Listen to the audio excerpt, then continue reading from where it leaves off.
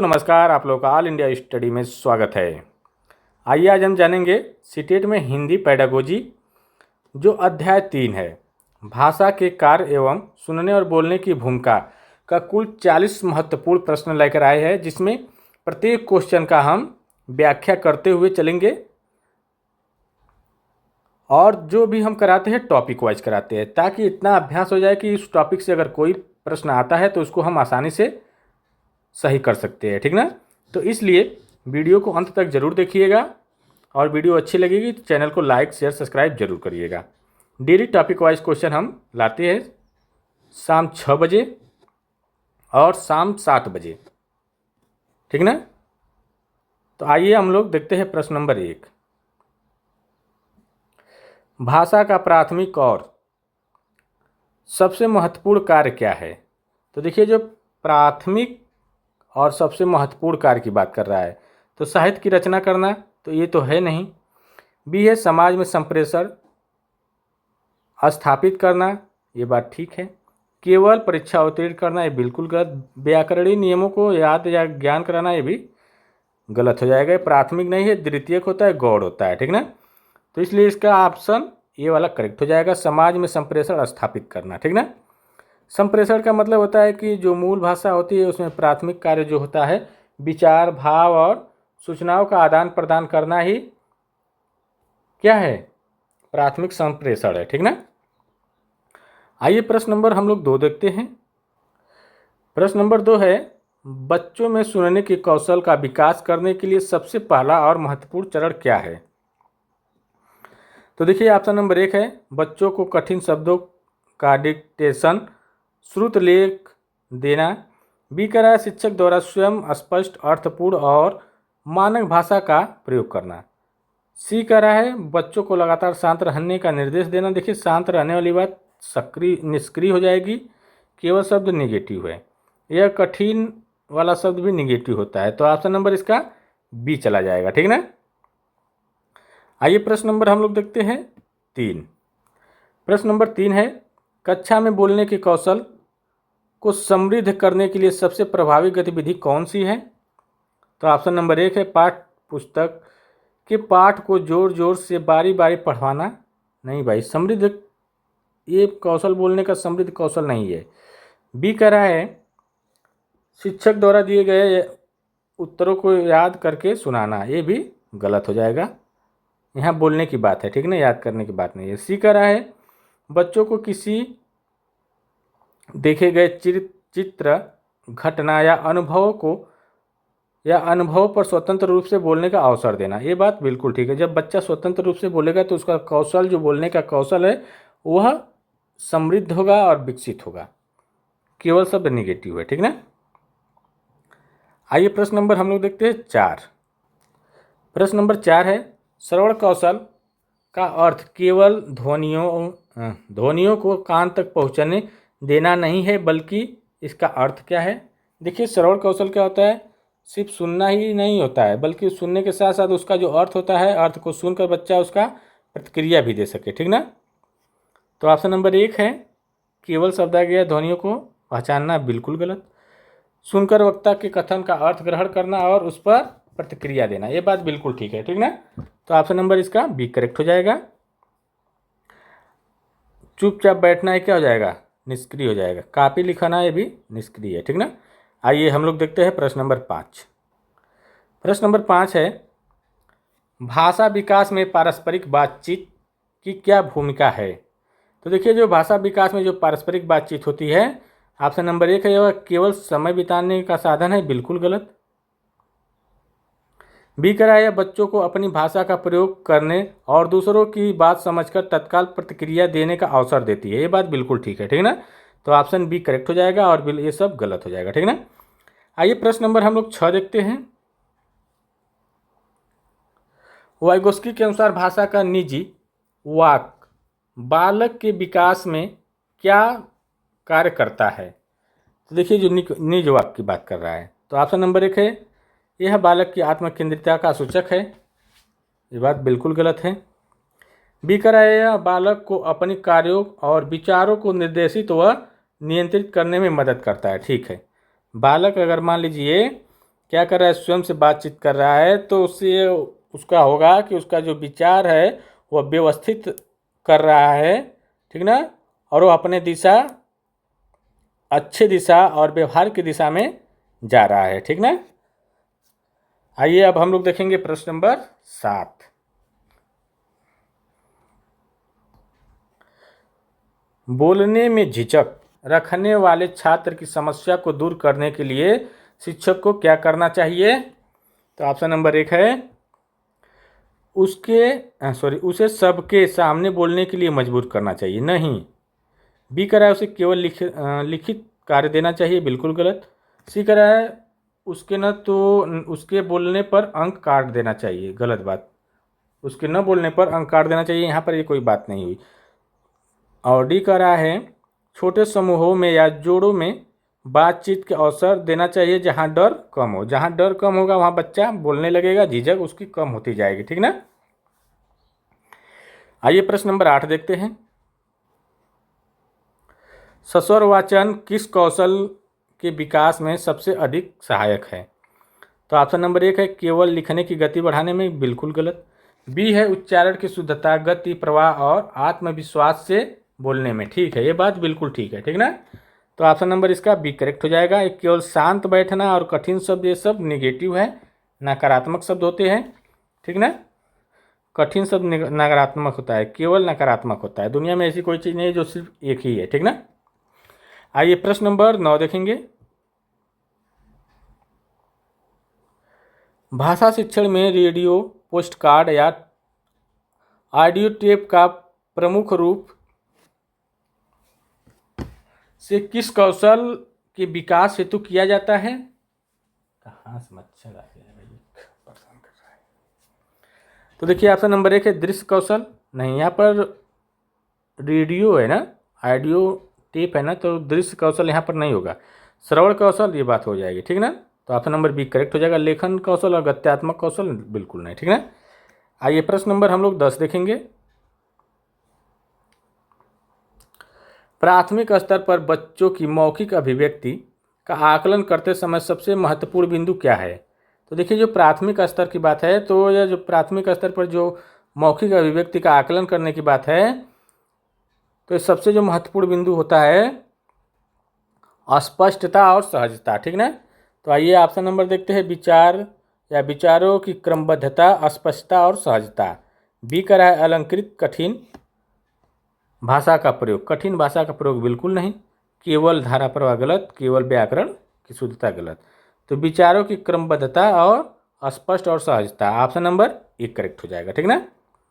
आइए प्रश्न नंबर अगला देख लेते हैं। कहानी सुनाना भाषा शिक्षण में सुनने और बोलने दोनों कौशलों को कैसे समृद्ध करता है? तो देखिए जो कहानी सुनने का मतलब होता है कि जब कहानी सुनेगा बच्चा, तो वो बच्चा क्या करेगा, जब सुनेगा तो ध्यान से सुनेगा, और फिर जब प्रश्न पूछेगा तो पूरा बेहतर तरीके से सोच समझ कर पूछेगा, दो, ठीक ना। तो आइए ऑप्शन देखते हैं। बच्चा केवल शांत बैठ करके तो निष्क्रिय हो जाएगा। बी कह रहा है बच्चे ध्यान से सुनते हैं, श्रवण कहलाता है, ठीक ना। और फिर उस पर प्रश्न पूछकर या अपनी भाषा में पुनर्कथन करके बोलते हैं, इसको वाचन कहते हैं। तो ये बात बिल्कुल ठीक है, ठीक ना। तो ऑप्शन नंबर बी करेक्ट हो जाए। देखिए कम पढ़ना भी क्या है, निगेटिव है, ठीक ना। केवल मनोरंजन भी निगेटिव। आइए प्रश्न नंबर अगला देखते हैं। सक्रिय श्रवण से आप क्या समझते हैं? ऑप्शन नंबर 1 है बिना कोई प्रतिक्रिया दिए बस चुपचाप सुनना है, बिल्कुल गलत। सक्रिय में ये तो निष्क्रिय हो जाएगा ना, चुपचाप सुनोगे तो, और कुछ नहीं प्रतिक्रिया दोगे तो तब कैसे पता चला हम चुपचाप इधर सुन रहे हैं, पता नहीं क्या सुन रहे हैं, कुछ पता नहीं है, ठीक ना। तो ये निष्क्रिय हो जाएगा। अगला देखते हैं बी वाला, वक्ता की बात को ध्यान से सुनना, अर्थ समझना, आवश्यकता पड़ने पर प्रश्न पूछना या अपनी सहमति असहमति व्यक्त करना, ठीक है, ये बात बिल्कुल ठीक है, ठीक ना। केवल वक्ता का चेहरा, केवल ये सब निगेटिव शब्द है। आइए हम लोग अगला क्वेश्चन देखते हैं। देखिए वीडियो अच्छी लग रही है तो चैनल को आप लोग लाइक शेयर सब्सक्राइब जरूर कर दीजिए। आपका एक लाइक, एक सब्सक्राइब, एक शेयर करना हमारे लिए बहुत मोटिवेट देता है, ठीक ना। आइए प्रश्न नंबर 13 है, रोल प्ले भूमिका निर्वाह गतिविधि भाषा के किस कार्य को सबसे बेहतर ढंग से सिद्ध करती है? तो ऑप्शन नंबर 1 है केवल संवादों को रटने का, तो बिल्कुल गलत बात है, रटना शब्द नेगेटिव होता है। बी कह रहा है विभिन्न सामाजिक और वास्तविक संदर्भों में भाषा के जीवंत प्रयोग का, ये बात बिल्कुल ठीक है, ठीक ना। केवल शब्द नेगेटिव, अनुशासन बनाना भी नेगेटिव होता है, ठीक। रोल प्ले में बच्चे जैसे डॉक्टर, दुकानदार, शिक्षक आदि बनकर भाषा का प्रयोग करते हैं, ठीक ना। मान लीजिए कोई रोल दे दिया गया, किसी नाटक करने का मतलब है, ठीक ना। एक नाटक है तो उसमें कोई बच्चा डॉक्टर बनेगा, कोई शिक्षक बनेगा, कोई मरीज बनेगा और आपस में बातचीत करेंगे, ठीक ना। आइए प्रश्न नंबर 14 देखते हैं, बालक के भाषा विकास में परिवार की क्या भूमिका होती है? तो देखिए जो भाषा विकास में जो परिवार की भूमिका होती है, तो आइए देखते हैं। ऑप्शन नंबर 1 है परिवार केवल औपचारिक भाषा सिखाता है, नहीं, परिवार में अनौपचारिक भाषा होती है, परिवार और पास पड़ोस में अनौपचारिक भाषा होती है, तो ये बिल्कुल गलत है। बी है परिवार केवल व्याकरण नियम सिखाता है, बिल्कुल गलत। और सी है परिवार का भाषा सीखने में कोई योगदान नहीं होता, ये भी गलत। परिवार बच्चे के लिए सुनने और बोलने का अनौपचारिक और प्राथमिक भाषाई परिवेश प्रदान करता है, ये बात बिल्कुल ठीक है। अनौपचारिक का मतलब कहीं भी किसी भी क्रम से सिखाया जाता है, ठीक ना, और औपचारिक आ जाएगा तो क्रम होता है। आइए प्रश्न नंबर हम लोग 15 देखते हैं, यदि कोई बच्चा कक्षा में अपनी मातृभाषा में बोलता है तो शिक्षक की प्रतिक्रिया क्या होनी चाहिए? तो ऑप्शन नंबर 1 है बच्चे को तुरंत चुप करा देना और दंडित करना, बिल्कुल गलत। भाई बोल रहा है तो क्यों चुप करा दोगे कि मत बोलो? अपनी मातृभाषा में भोजपुरी में मान लीजिए बोल रहा है तो नहीं चुप करा सकते, उसको समझेंगे और उसका उत्तर देंगे। बी है बच्चे की बात को ध्यान से सुनना और उसकी अभिव्यक्ति को स्वीकार करते हुए धीरे धीरे मानक भाषा से जोड़ना, ठीक है, तो ऑप्शन नंबर बी करेक्ट हो जाएगा। आइए प्रश्न नंबर अगला देख लेते हैं,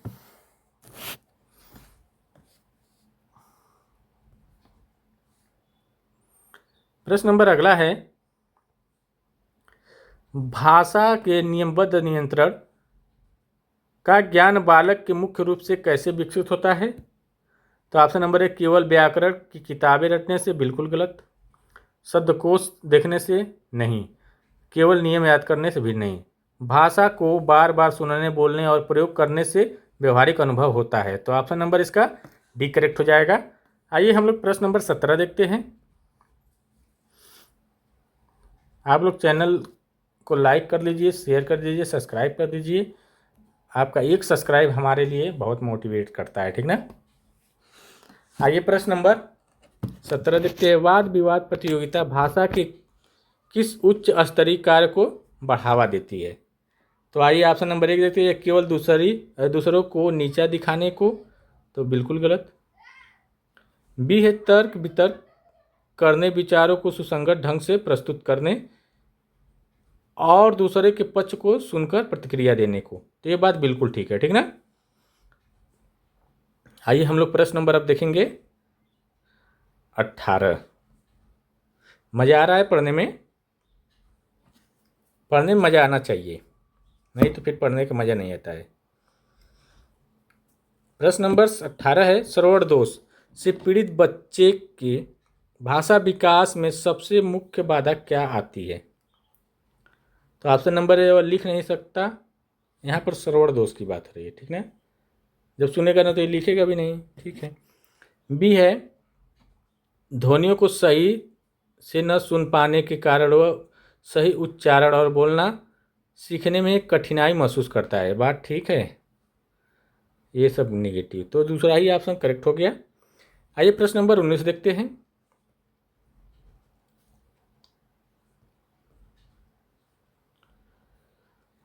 आकलन हेतु मौखिक परीक्षा का सबसे बड़ा लाभ क्या है? ऑप्शन नंबर 1 है इनमें कागज पेन की बचत होती है, यहाँ पर ये बात नहीं है। बी है यह शिक्षार्थी को तात्कालिक चिंतन, विचार, अभिव्यक्ति और बोलने का प्रवाह का प्रत्यक्ष आकलन करती है, ये बात बिल्कुल ठीक है। तो ऑप्शन नंबर बी करेक्ट हो जाएगा। सी करा इनमें शिक्षक को पढ़ाना नहीं आता, पढ़ना नहीं आता, ये गलत बात है, ठीक ना। आइए हम लोग प्रश्न नंबर अगला देखते हैं। नोआम चॉम्स्की के अनुसार बच्चा में भाषा सीखने बोलने की क्षमता कैसी होती है चॉम्स्की के अनुसार? तो ऑप्शन नंबर एक है केवल पर्यावरण द्वारा अर्जित की जाती है, केवल पर्यावरण द्वारा नहीं, गलत। जन्मजात, इनका जो कहने का मतलब बच्चा क्या करता है, जन्मजात ही भाषा के उस रूप में सीखा रहता है, उसी रूप में सीखेगा, ठीक ना। तो देखिए इनका कहना का मतलब यही है ना, मानव मस्तिष्क में जन्मजात भाषा अर्जन यंत्र होता है जिसके कारण बच्चा परिवेश में ध्वनि सुनकर स्वाभाविक रूप से भाषा बोलने सीख जाता है। ऐसा भी तो नहीं है भाई, अब मान लीजिए बच्चा यहाँ जन्म लिया और जहाँ इंग्लिश बोली जा रही है वहाँ छोड़ दो तो बच्चा वहाँ सीख लेगा ना वो वाली भाषा, लेकिन इनका जो कथन है थोड़ा सा मुझे गलत लगता है, ठीक ना। आइए प्रश्न नंबर 21 देखेंगे। प्रश्न नंबर 21 है ध्वनात्मक जागरूकता का संबंध मुख्य रूप से किस कौशल से है? तो ऑप्शन नंबर एक है भाषा की ध्वनि को सुनने, पहचानने और उनमें अंतर कर पाने की क्षमता। बी है केवल लिखने, गलत। केवल मौन है, गलत। तो ऑप्शन नंबर ए वाला करेक्ट हो जाएगा इसका, ठीक ना। आइए हम लोग अगला देखते हैं। प्रश्न नंबर 22, ये क्या हो रहा है भाई। कक्षा में प्रश्न पूछना भाषा विकास में क्या भूमिका निभाता है? तो ऑप्शन नंबर ए केवल बच्चों की परीक्षा लेने का साधन है, बिल्कुल गलत। बी करा है बच्चों में उत्सुकता जगाता है, सोचने पर मजबूर करता है और वह अपनी बात बोलने के लिए प्रेरित करता है। तो ये बात बिल्कुल ठीक है, ठीक ना। तो ये नष्ट करना और केवल शिक्षक, ये तो बिल्कुल गलत है, ठीक ना। जैसे मान लीजिए प्रश्न पूछने से बच्चे केवल श्रोता नहीं रहते बल्कि वह क्या करते हैं, अपना चिंतन करते हैं, मस्तिष्क का चिंतन करते हैं और चिंतन करके प्रतिक्रिया देने के लिए वह सोचते हैं, ठीक ना, और प्रयास करते हैं।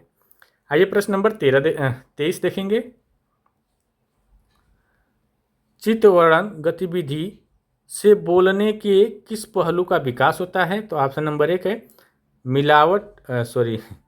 केवल लिखावट, गलत बात। केवल रटने पर, गलत।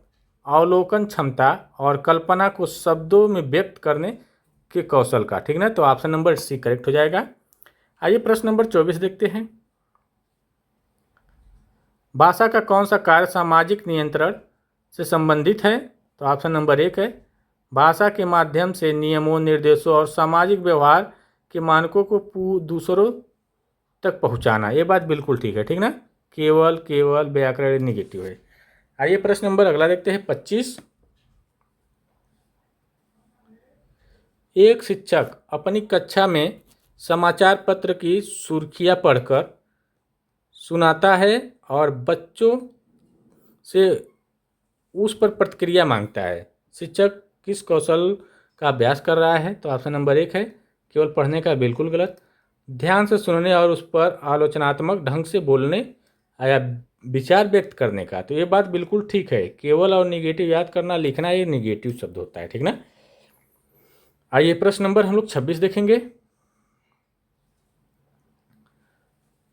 उच्चारण संबंधित दोष का मुख्य कारण क्या हो सकता है? तो ऑप्शन नंबर एक है पर्याप्त रूप से सही भाषा न सुनना, अशुद्ध या श्रवण इनपुट। बी का रहा है, मान लीजिए तो ठीक ही है, उच्चारण संबंधित दोष पूछ रहा है, पर्याप्त रूप से भाषा नहीं सुन पाता है, अशुद्ध श्रवण होता है, सुन ही नहीं पा रहा है, तो ये तो ठीक ही है। वाक इंद्रियों में कोई स्थानीय दोष या अभ्यास की कमी, ये भी ठीक है। मातृभाषा का प्रभाव, ये भी ठीक है। मदर टंग होता है, ठीक ना। तो ऑप्शन नंबर डी इसका करेक्ट चला जाएगा। आइए प्रश्न नंबर हम लोग 27 देखते हैं।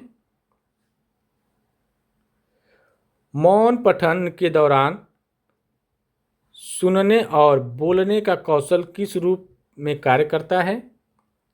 तो ऑप्शन नंबर एक है वे पूरी तरह निष्क्रिय हो जाते हैं, गलत बात। बी कह रहा है छात्र मन ही मन में आंतरिक वाणी का प्रयोग करके शब्दों का उच्चारण और अर्थ ग्रहण करता है। ये बात बिल्कुल ठीक है, ठीक ना। केवल शब्द, गलत। मौन पाठन से कोई कार्य नहीं होता, तो ये बिल्कुल गलत। भाषाई कार्य नहीं होता, ये भी गलत है। आइए हम लोग प्रश्न नंबर 28 देखते हैं। भाषा के विचार संवहन कार्य का क्या तात्पर्य है?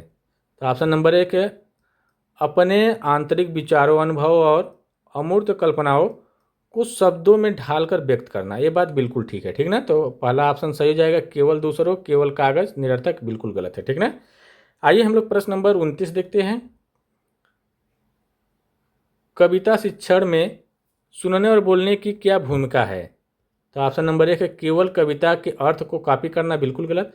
कविता के लय, ताल और भाव को सुनकर आनंद लेना, ये बात। और स्वयं और क्या कराए, और सस्वर पाठ द्वारा उसकी अनुभूति को व्यक्त करना, ये बात बिल्कुल ठीक है। केवल और परिचय याद कराना सब नेगेटिव होता है, ठीक ना। आइए प्रश्न नंबर हम लोग 30 देखेंगे। सामूहिक चर्चा में सबसे खराब स्थिति क्या मानी जाती है या मानी जाएगी? ऑप्शन नंबर 1 है, देखिए यहाँ पर केवल शब्द वाला पहले उड़ा दो, ये गलत है, केवल है ना, तो ये गलत, ठीक ना। और कहीं केवल है नहीं। सभी बच्चों का एक दूसरे को ध्यान से सुनना, ये बात तो ठीक है, सभी बच्चों को एक दूसरे से ध्यान से सुना जा सकता है, ठीक ना। ये तो पहले ही गलत हो गया है। केवल 1 या 2 प्रभावी बच्चों को पूरी चर्चा पर हावी रहना और दूसरों को बोलने न देना। सी वाला कह रहा है बच्चों द्वारा नए नए विचार रखना, ये भी ठीक है। और डी कह रहा है असहमति होने पर भी शिष्ट भाषा का प्रयोग करना, ये भी ठीक है। देखिए यहाँ पर खराब पूछा है, खराब का मतलब होता है निगेटिव, नकारात्मक प्रश्न पूछा है। तो जो नकारात्मक अगर प्रश्न रहेगा तो नकारात्मक उत्तर भी होगा, तो ऑप्शन नंबर बी करेक्ट हो जाएगा, ठीक ना। आइए प्रश्न नंबर हम लोग देखते हैं 31। आकलन का पोर्टफोलियो मौखिक कौशल के संबंध में क्या रिकॉर्ड रखता है? तो ऑप्शन नंबर 1 है केवल बच्चों के हस्तलेख के नमूने, बिल्कुल गलत, केवल शब्द आ गया ना, केवल यहाँ भी आ गया, यहाँ भी आ गया, सब काट दो, बचा क्या? बी वाला, बच्चे की मौखिक गतिविधि भाषा या भाषण, कहानी सुनाने या प्रस्तुतिकरण के समय समय पर ली गई ऑडियो वीडियो रिकॉर्डिंग या शिक्षक की गुणवत्ता टिप्पणियाँ। तो ये बात बिल्कुल सही है, ठीक ना, बड़ा ऑप्शन है, उसी से पता चल जा रहा है, सही है। प्रश्न नंबर 32 देखेंगे। भाषा का अन्वेषणात्मक कार्य बच्चों को क्या करने के लिए प्रेरित करता है? ऑप्शन नंबर 1 सवाल पूछने, खोजने, जानने और क्यों कैसे का उत्तर ढूंढने के लिए बोलने हेतु। तो ये बात बिल्कुल ठीक है, तो ऑप्शन नंबर 1 करेक्ट हो जाएगा, ठीक है ना। चुपचाप बैठकर आदेशों का पालन करने हेतु, बिल्कुल गलत। दूसरे की नकल करने हेतु गलत। केवल परीक्षा देने हेतु गलत, ठीक ना। आइए प्रश्न नंबर 33 देखते हैं। छोटे बच्चों में श्रवण कौशल का विकास करते समय किस बात पर विशेष ध्यान रखना चाहिए? तो ऑप्शन नंबर 1 है विषय वस्तु अत्यधिक क्लिष्ट और लंबी होनी चाहिए, बिल्कुल गलत, लंबी क्यों होगी भाई। बी है सामग्री बच्चों के स्तर के अनुकूलन, रोचक, संक्षिप्त और उसकी आयु के अनुसार होनी चाहिए, ये बात बिल्कुल ठीक है, उसकी आयु के अनुसार ही होनी चाहिए श्रवण कौशल में, ठीक ना। आइए हम लोग प्रश्न नंबर 34 देखते हैं। प्राथमिक स्तर पर अंतर्राष्ट्रीय भाषा या द्वितीय भाषा सिखाने में सुनने और बोलने का क्या क्रम होना चाहिए? तो ऑप्शन नंबर 1 है पहले बोलना फिर सुनना, गलत बात। पहले भरपूर सुनने का वातावरण, फिर धीरे धीरे बोलने का अवसर। तो ऑप्शन नंबर बी करेक्ट हो जाएगा, ठीक ना। प्रश्न नंबर 35 देखेंगे। भाषा में संबोधन और शिष्टाचार के प्रयोग का संबंध किस कौशल से है? तो ऑप्शन नंबर 1 है केवल लिखित कौशल, लिखित भाषा से, बिल्कुल गलत। मौखिक अभिव्यक्ति और भाषा में प्रयोगात्मक व्यवहारिक कार्य से, तो ये बात बिल्कुल ठीक है, ठीक ना। आइए हम लोग देखते हैं प्रश्न नंबर 36। देखिए वीडियो अच्छी लग रही हो तो आप लोग चैनल को लाइक शेयर सब्सक्राइब जरूर कर दीजिए। आप लोगों से ये गुजारिश रहती है, आपका एक लाइक, एक सब्सक्राइब, एक शेयर हमें इतना मोटिवेट करता है कि बच्चे हमें समझ रहे हैं। प्रश्न नंबर 36 है कक्षा में अध्यापक का स्वकथन कैसा होना चाहिए? तो ऑप्शन नंबर 1 है इतना अधिक कि बच्चों को बोलने का समय ही न मिले, बिल्कुल गलत। सीमित आदर्श प्रेरक और ऐसा जो बच्चों को अपनी बात कहने के लिए उकसाए और अवसर दे। बात बिल्कुल ठीक है, ठीक ना। आइए प्रश्न नंबर हम लोग देखेंगे 36 हो गया, 37 देखेंगे। 2-3 क्वेश्चन और बचा है, बस 40 क्वेश्चन है ना। श्रवण सामग्री का पुनर्कथन गतिविधि से शिक्षक को क्या पता चलता है? तो ऑप्शन नंबर 1 है बच्चे की लिखावट कैसी है, बिल्कुल गलत, यहाँ पर ऐसी बात ही नहीं है। बी कह रहा है बच्चे ने सुनी गई सामग्री को कितना समझा और उसे अपनी भाषा में व्यक्त कर पा रहा है या नहीं। तो ये बात बिल्कुल ठीक है, ठीक ना। आइए प्रश्न नंबर 38 देखते हैं। बहुभाषिक कक्षा में सुनने और बोलने की कौशल का विकास करने की सबसे अच्छी रणनीति क्या है? तो ऑप्शन नंबर 1 है केवल एक ही भाषा में बोलने की सख्त पाबंदी लगाना। ये बात बिल्कुल गलत है। सभी बच्चों को अपनी अपनी भाषा में बोलने, सुनने और एक दूसरे की भाषा के शब्द सीखने में खुले अवसर देना। ये बात बिल्कुल ठीक है, ठीक ना। केवल सब नेगेटिव वार्तालाप करना है, कक्षाएं बना देना, ये गलत है, ठीक है। आइए हम लोग अब देखेंगे 39 नंबर। आशु भाषण गतिविधि से छात्र के अकेले बोलने है ना, यहाँ पर रिकॉर्ड हो रहा है, पता नहीं चला, फिर से पढ़ देते हैं। आशु भाषण गतिविधि से छात्र के बोलने के लिए या बोलने के किस गुण का परीक्षण होता है? तो ऑप्शन नंबर 1 है रटने की क्षमता का, बिल्कुल गलत। बिना पूर्व तैयारी के तुरंत सोचकर स्पष्ट और क्रमबद्ध रूप से विचार व्यक्त करने की क्षमता का, ठीक है। केवल नेगेटिव होता है, ठीक ना। आइए प्रश्न नंबर 40 देखते हैं, आज का लास्ट क्वेश्चन है। प्राथमिक कक्षा में खेल गतिविधियाँ भाषा के किन कौशलों को स्वाभाविक रूप से विकसित करती है? तो ऑप्शन नंबर 1 केवल लिखने को, गलत बात। सुनने बोलने को, क्योंकि खेल के दौरान बच्चे लगातार आपस में संवाद करते हैं। ये बात बिल्कुल ठीक है, ठीक है ना। केवल नेगेटिव। तो देखिए टोटल 40 क्वेश्चन आपका कंप्लीट हुआ। वीडियो अच्छी लगी हो चैनल को लाइक शेयर सब्सक्राइब जरूर कर दीजिए। अब मिलते हैं अगली वीडियो में, तब तक के लिए नमस्कार।